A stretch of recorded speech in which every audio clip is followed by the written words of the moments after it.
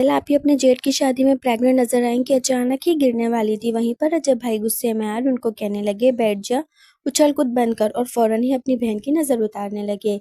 भाई हो तो रजब भाई जैसा दिखाएंगे आज की इस वीडियो में। रिक्वेस्ट है वीडियो एंड तक लाजमी देखिएगा। इसी तरह की मजीद अपडेट जानने के लिए मेरी चैनल UFU इन्फो को फॉलो कर लेना।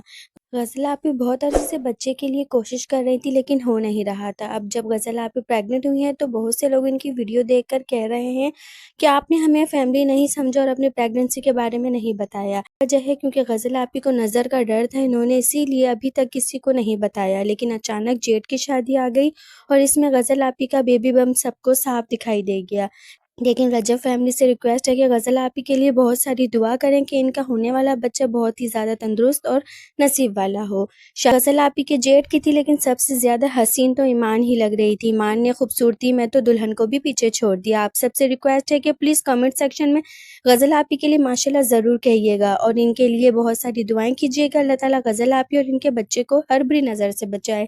मिलते हैं एक नई वीडियो के साथ, तब तक के लिए अल्लाह हाफ़िज़।